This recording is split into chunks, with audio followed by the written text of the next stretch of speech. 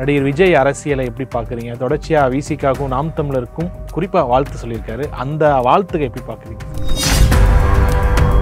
விஜய் பலம் நிரூபிக்காதவர், பாப்புலரானவர், பலம் நிரூபிக்காத, அவருக்கு பலம் 0% தான். பாஜகவுடைய தேசிய தலைவராக யாரை நியமிக்கப்படலான்னு உங்களுடைய ஆசை? இன்னமும் வந்துட்டு ஆர்எஸ்எஸ் பின்னணியில் இருந்தவங்களுக்கு தான் அந்த அந்த பதவி கிடைக்குமா? இல்லை கட்சியில் உழைத்தவங்க ஆர்எஸ்எஸ் பின்னணி. ஏன்னா இப்பவே 4% ஓட்டு அவங்க இழந்தது நாம் தமிழர் சீமான்ட்ட தான். தமிழ்நாட்டில் அமைச்சரை மாற்ற போகிறாங்க, திமுக மாவட்ட செயலாளர் மாற்ற போகிறாங்க அப்படின்ட்டு ஒரு டாக்ஸ் போகுது. அதை எப்படி பார்க்குறீங்க?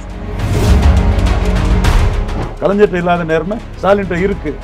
உண்மைதானங்க. விஜய்க்கு சித்தாந்தம் என்னன்னு தெரியல.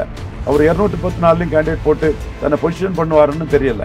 விஜய் சொல்லாமலே விஜய் இப்படித்தான் பண்ணுவாருங்கிற இதுல சினிமா நிருபர்கள், அரசியல் தெரியாதவங்க பேசிட்டு இருக்கிறாங்க.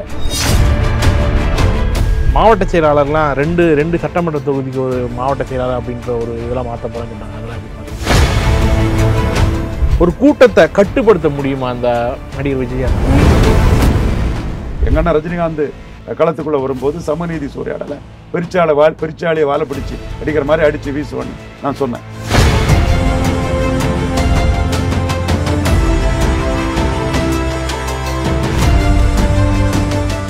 ரிட்டையர் ஆயாச்சா? வண்டலூர் எலிமெண்ட்ஸ் மதுரம்ல பிளாட் வாங்கிக்கோங்க. ரிட்டையர்ட் லைஃபா ஆனந்தமா என்ஜாய் பண்ணுங்க. கும்பம் ரிப்போர்ட்டர் நேயர்களுக்கு வணக்கம். இன்றைய சிறப்பு நேர்காணலில் மூத்த பத்திரிகையாளர் திரு ரவீந்திர துரைசாமி அவர்கள் தான் இருக்காங்க. வணக்கம் சார். வணக்கம் சார். ஜேபி நட்டா அமைச்சராக ஆக்கப்பட்டிருக்காரு. இப்போ பாஜகவுடைய தேசிய தலைவராக யாரை நியமிக்கப்படலான்னு உங்களுடைய அசம்ஸ்? நிறைய பேர் இருக்காங்க, கட்சிக்காக இது பண்ண நிறைய இருக்காங்க, பொதுச்செயலாளர் இருக்காங்க, பலரும் இருக்கிறாங்க. நம்ம ஒரு சஜஷனாக ஒரு அட்டவணை பிரிவு சகோதரராக நியமிக்கலான்னு சொன்னோம். பட் அதுக்கு பொருத்தமான அசியூமிங் பர்சன்ஸ் வேணும். நம்ம சஜஷன் மல்லிகார்ஜுன கார்கேயால் ராகுல் காந்திக்கு ஒரு ப்ளஸ் வந்துச்சு. அவங்க பொது தொகுதியில் பைசாபாத்தில் 56 கோடி இடத்துல ஒரு பாசி கம்யூனிட்டின்னு நினைக்கிறேன், ஷெட்யூல் காஸ்ட் அதை போட்டதில் அகிலேஷ் யாதவ் காங்கிரஸ் கூட்டணி அங்கே ஜெயித்திருக்காங்க. ஸோ அந்த ஓட்டு கொஞ்சம் ட்ரிப்ட் ஆகுது. கான்ஸ்டியூஷன் மட்டும் மோடி தான் பண்ணி கொடுத்தாரு. அம்பேத்கரால் இந்த இடத்துல நான் இருக்குன்னு சொல்லி அம்பேத்கர் புகழை பாடின ஒரே பிரதமர் மோடி மட்டும்தான். ஒரு பிரதமராக அம்பேத்கரை இன்டலெக்சுவல் ஜெயின்ட்னு அங்கீகரித்தது மோடி மட்டும்தான். ஆனால் ஒரு லா ஆஃப் டிமினிஷிங் ரிட்டர்ன்ஸில் 19 ஹெவியாக விழுந்த அட்டவணை பிரிவு சமூக மக்கள் வாக்கில் ஒரு பகுதி இழந்திருக்கும். அதனால தான் சில இடங்களில் பின்னடைவுக்கு பாஜகவுக்கு காரணம். ஸோ ஒரு அட்டவணை பிரிவு சகோதரர் போடலாம். பங்காரு லட்சுமணன் முன்னாடி இருந்தார். அந்த மாதிரி ஒரு இது பண்ணலாம். அசியூமிங் பர்சன் இருக்காங்களான்னு எனக்கு தெரியல. மற்றபடி நிறைய தலைவர்கள் இருக்கிறாங்க. ஒரு மராத்தா அந்த மாதிரி உங்களோடு பார்த்து எடுத்து கட்சிக்கு வாக்களிக்கக்கூடிய சமூகங்கள், கட்சிக்காக காலங்காலமாக நின்றவங்க, லாயலாக இருந்தவங்க, அந்த மாதிரி பார்த்து போடலாம். யாரை போடுறாங்கன்னு தெரியல. இல்லை சார், எப்படி இன்னமும் ஆர்எஸ்எஸ் பின்னணியில் இருந்தவங்களுக்கு தான் அந்த அந்த பதவி கிடைக்குமா? இல்லை கட்சியில் உழைத்தவங்க? ஆர்எஸ்எஸ் பின்னணி, ஆர்எஸ்எஸும் பிஜேபியும் வெவ்வேறு அல்ல. அண்ணாமலைலாம் ஆர்எஸ்எஸ் வந்தவங்க இல்லை. அவங்க டைரெக்டாக கட்சியில் சித்தாந்தம் பண்ணி வந்தவங்க. இப்போ ஒருவேளை தமிழிசை நியமிக்க வாய்ப்பு இருக்கா சார்? இல்லை, அவங்க கட்சி தலைமை எடுக்க வேண்டிய முடிவு. அவங்க அதுக்கு தக்கன அவங்க முடிவு எடுப்பாங்க. என்னோட கருத்து ஒரு அட்டவணை பிரிவு சகோதரரை நியமிச்சா இந்தியா ஃபுல்லாக அது ப்ளஸ்ன்னு நான் கருதுறேன். நடிகர் விஜய் அரசியலை எப்படி பார்க்குறீங்க? தொடர்ச்சியாக விசிகாவுக்கும் நாம் தமிழருக்கும் குறிப்பாக வாழ்த்து சொல்லியிருக்காரு. அந்த வாழ்த்துக்கு எப்படி பார்க்குறீங்க சார்? விஜய் பலம் நிரூபிக்காதவர், பாப்புலரானவர், பலம் நிரூபிக்காத, அவருக்கு பலம் 0% தான். அது களத்துக்குள்ளே வந்தபோது ஏதாவது சதவீதம் கிடைக்கலாம். என்னை பொறுத்தளவில் அவர் 214 நிற்க போகிறாரா, சபார்டினேட் போஸ்டாக போகிறாராங்கிறத பொசிஷன் பண்ணாதவரை நான் அதுக்குள்ள கருத்து சொல்கிறது சரியாக இருக்காது. என்னோட ஜென்ரல் கருத்தாக என்ன சொல்லிட்டு இருந்தேன்னா, விஜயகாந்த் 214 நின்னார், 8 ஓட்டு எடுத்தார். கமலஹாசன் 39 1-2 இதாச்சு 3.8% 7-8% வாக்கு எடுத்தார். 3.7 நினைக்கிறேன். ஓகே, அது முன்ன இருக்கும். அது ஒரு கிளாமராக உள்ள ஒருத்தர், கூட்டம் சேர்க்கக்கூடிய கெப்பாசிட்டி உள்ள ஒருத்தர் தமிழ்நாடு ஃபுல்லாக கேண்டிடேட் போட்டால் ஒரு சித்தாந்தத்தை சொன்னால் அதுக்கு வாக்கு கிடைக்கும். விஜய்க்கு சித்தாந்தம் என்னன்னு தெரியல.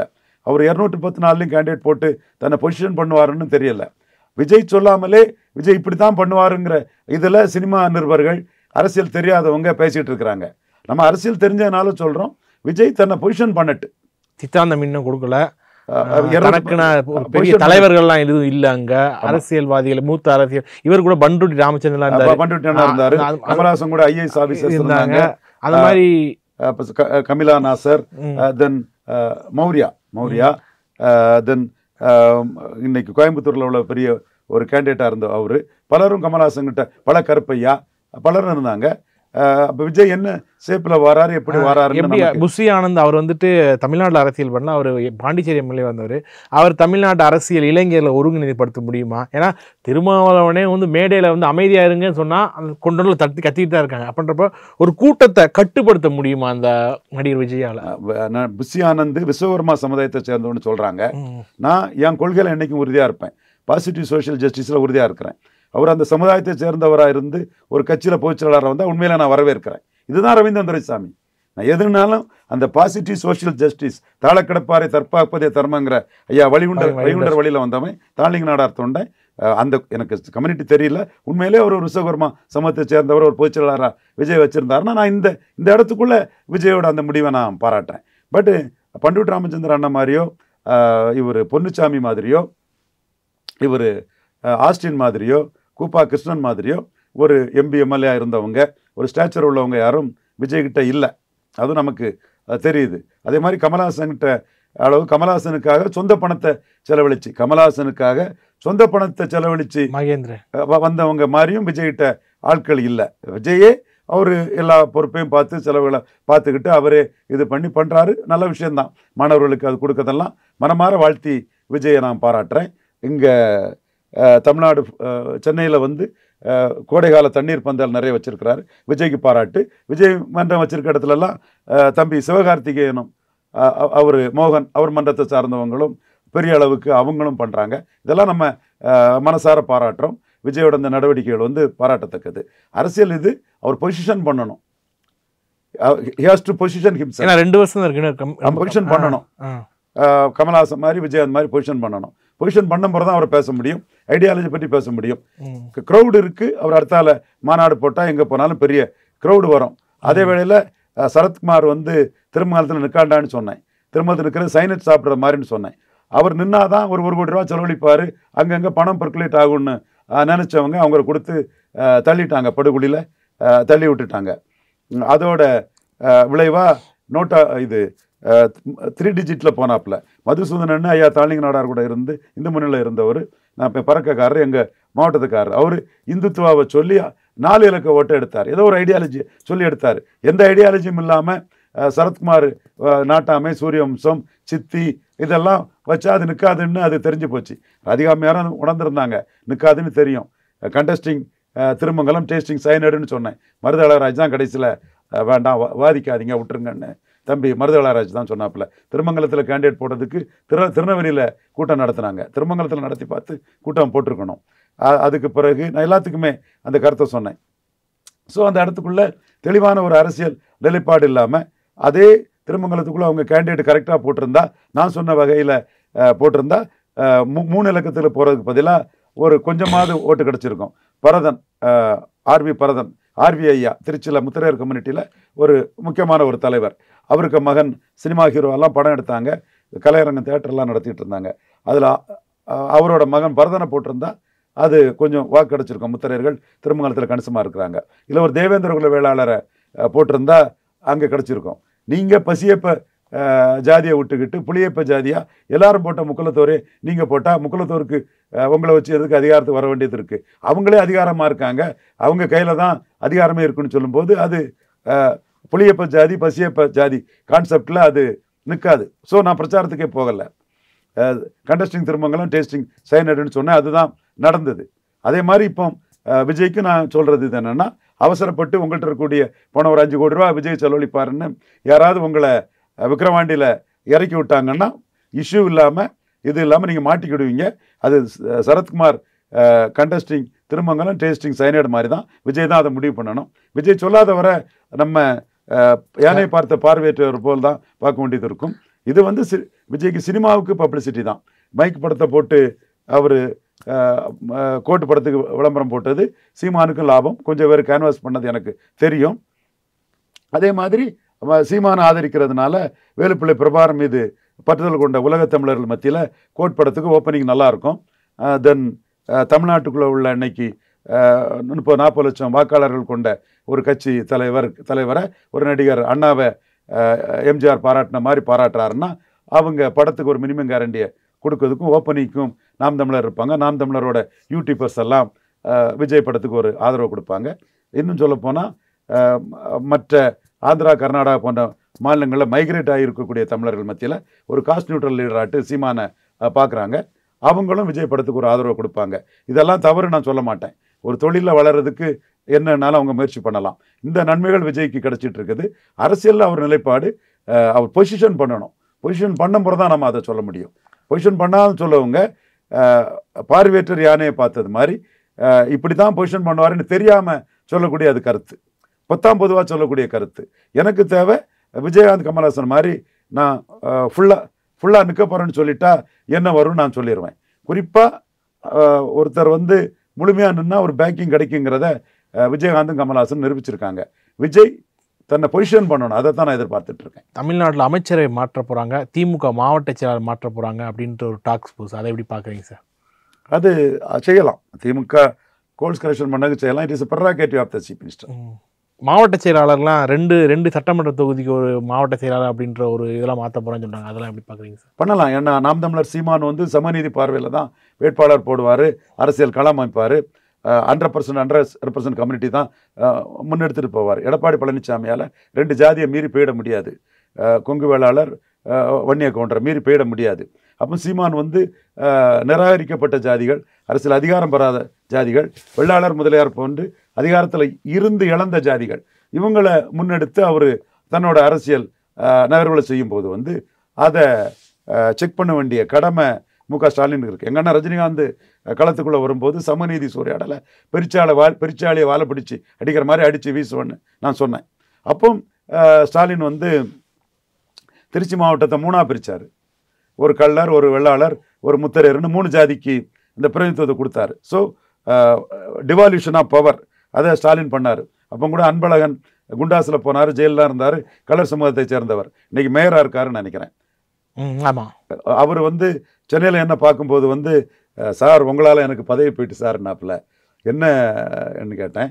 நீங்கள் பேசுனீங்க, தலைவருக்கு 2 கலருக்கு போட முடியல, நான் குண்டாஸெல்லாம் போயிட்டு வந்தேன், இருந்தாலும் தலைவர் என்னை கூப்பிட்டு சொன்னார், அவன் தியாகம்லாம் எனக்கு தெரியுதுப்பா, எனக்கு இந்த சிக்கல் இருக்குது அப்படின்னு சொன்னார், நான் அவனை கைவிட மாட்டேன்னு சொன்னாருங்கிறத என்கிட்ட பதிவு பண்ணார். நானும் அது பதிவு பண்ணேன். ஏன்னா நம்ம முழுக்க ஜாதியிலே ஒரு விஷயத்த நம்ம பேசுறதில்லை. அவருக்கு தலைமைக்காக குண்டாஸில் ஆளாயிருக்கார், நூறு கூட நின்று அது ஆளாயிருக்காருன்னா அவரும் மேயராக இருக்கிறார் இன்னைக்கு. எனிவே அந்த சீமான் 100% கம்யூனிட்டிஸுங்கிறதுலையும் வண்ணார், நாவிதர், குயவர் போன்ற சமங்களுக்கான அரசியலையும் சீமான் முன்னெடுக்கிறதுனாலையும் நிச்சயமாக லெஸ் பவர்ஃபுல் ஓபிசி யாதவர், செங்குந்தர், முத்துராஜா, விஸ்வகர்மா போன்ற இந்த சமங்களுக்கு அதிக முக்கியத்துவம் கொடுத்து ஒரு அரசியல் பண்ண இருக்கிற சூழ்நிலையில் திமுக வைடராக மாவட்ட செயலாளர் கொடுக்கறதுக்கும் அதிகார பரவலுக்கும் திமுக நிற்கிறதுக்கு வாய்ப்பு இருக்குது. அல்லது சீமான்ட்ட வாக்களை இழக்கிறதுக்கு வாய்ப்பு வரும். ஏன்னா இப்போவே 4.5% ஓட்டு அவங்க இழந்தது நாம் தமிழர் சீமான்ட்ட தான். 6% வாக்கு திமுக அணி இழந்திருக்காங்க. அதில் 4% வாக்கு சீமான்ட்டா தான் இழந்திருக்காங்க. அதில் கிறிஸ்டின் முஸ்லீம் வாக்கு லா ஆஃப் டிமினிஷிங் ரிட்டர்ன்ஸுங்கிறத விட நம்ம அனலிஸ்டிஸ் ஜெயந்தன், ரிஷி போன்றவங்கள்லாம் இல்லைன்னே அடர்த்தியாக இல்லாமல் பரவலாக வாழக்கூடிய தமிழ் ஜாதிகள் தான் சீமானை போட்டிருக்காங்க. அது இந்த செட்டியார், அது இந்த அவங்க அடர்த்தியாக இருக்க மாட்டாங்க, பரவலாக எல்லா இடத்துலையும் இருப்பாங்க. தமிழன்னு தங்களை அடையாளப்படுத்திக்கிடுவாங்க. வெள்ளாளர்கள், வேலுப்பிள்ளை பிரபாகரன், நாம் தமிழர், தமிழ் தேசியன்னு அந்த கான்ஸ்டன்டேட்டாக இல்லாத ஜாதி தான் சீமானுக்கு திமுகலேருந்து வந்திருக்கு. கடந்த முறை அது ஸ்டாலினுக்கு வந்தது, இந்த முறை சீமானுக்கு போயிருக்குது. ஸோ இதை அரெஸ்ட் பண்ணதுக்கு இவங்க திமுக நடவடிக்கை எடுக்க தான் செய்வாங்கங்கிறதான் பார்வையாக இருக்குது. ஸோ எப்படி அண்ணன் ரஜினிகாந்த் களத்துக்குள்ளே வருவாருன்னு சொல்லும்போது ஃபஸ்ட்டு கான்ஸ்டியூஷன் அமெண்ட்மெண்ட் காமராஜுக்கு பவர் பாலிட்டிக்ஸில் தான் நடந்தது. எம்பிஏ வச்சுருந்தாரு, நெஹ்ருகிட்டே காந்திகிட்டே பவர் பாலிட்டிக்ஸ் பண்ணி காந்தியை வருத்தம் தெரிவித்து வரலாறு நாயன் மூலமாக காமராஜ் தான் இங்கே காங்கிரஸுங்கிறத அக்செப்ட் பண்ணார். கிளிக்குன்னு சொன்னார் காந்தி, ஒரு சின்ன குழுன்னு சொன்னார். இல்லை நான் தான் இங்கே காங்கிரஸ்ன்னு காந்தியை காமராஜ் நியமித்தார். அந்த Kamaraj Periyar first constitution amendment வேணும்னு கேட்கும்போது பெரியார் தான் கருத்துருவாக்கம் பண்ணார். பெரியார் பதவி எதிர்பார்க்காம பண்ணார். அது கிரேட்டு, அதுக்கு நம்ம நன்றியோடு அதை நாம் பதிவு செய்ய கடமைப்பட்டிருக்கோம். பட் காமராஜ் தன் பலத்தால் ஃபஸ்ட்டு கான்ஸ்டியூஷன் அமெண்ட்மெண்ட்டை பண்ணார். இந்த வரலாறு இந்த வரலாற்று அண்ணன் ரஜினிகாந்த் பேசி நான் எஸ்டாப்ளிஷ் பண்ணிடுவேன்னு சொல்லும்போது மு.க. ஸ்டாலின் அவர்கள் சட்டமன்றத்திலே அதை முந்திக்கிட்டு அதை பதிவு பண்ணிட்டு வரலாற்றை செம்மையாக பதிவு பண்ணிட்டார். நேர்மையான ஒரு தலைவராக அதை பதிவு பண்ணிட்டார். கலைஞர்கிட்ட இல்லாத நேர்மை ஸ்டாலின்கிட்ட இருக்குது, கலைஞர்கிட்ட இல்லாத நேர்மை ஸ்டாலின்கிட்ட இருக்குது. உண்மைதானங்க. அதை பதிவு பண்ணிட்டார். அப்போ ஸ்டாலின் வந்து ஸ்ரூடாக ப்ளே பண்ணுறாரு எல்லா விஷயத்தையும். நான் எப்படி அண்ணன் ரஜினியை வச்சு பேசும்போது மாவட்டங்களை பிரித்து இது பண்ணாரோ அதே மாதிரி சீமான் அதே ஸ்ட்ராட்டஜியில் கன்ஷிராம் ஸ்ட்ராட்டஜியில் கன்ஷிராமுக்கு ஒரு பெரிய ஸ்ட்ராட்டஜிஸ்ட்டு அம்பேத்ராஜன் அவர் வந்து சீமான் கூட கம்பைன் பண்ணி சீமானுக்கு அட்வைஸ் எல்லாம் பண்ண போகிறதாட்டு தகவல்கள் வருது. கன்ஷிராமோட ராஜ்யசபா எம்பியாக இருந்தவர் ஆஃபீஸர் ஆன் ஸ்பெஷல் டியூட்டி ஆட்டு மாயாவதி அம்மையாருக்கு இருந்தவர் கன்ஷிராமுக்கு ரைட் ஹேண்ட் மேன். அவர் சீமான் கூட கான்டாக்ட் எடுத்து சில ஸ்ட்ராட்டஜி அந்த கன்ஷிராம் டைப் ஸ்ட்ராட்டஜியை பண்ணுறதாட்டு தகவல் வருது. ஸோ அதை எதிர்கொள்கிறது ஸ்டாலினை சேர்ந்தவர்களுக்கும் தெரிஞ்ச விஷயந்தான். இன்னும் சொல்ல போனால் சீமானுக்கு எமர்ஜென்சி தான் எடப்பாடியை விட நமக்கு சிக்கலை கொடுக்குங்கிறதுல அது இருந்திருக்கிறாரு. கணற்ற தவளையாக இருக்கவங்களுக்கு தெரியாது. ஸ்டாலின் குய்வைவான லீடர், அவர் அந்த இடத்துக்குள்ளே தான் பார்க்குறாரு.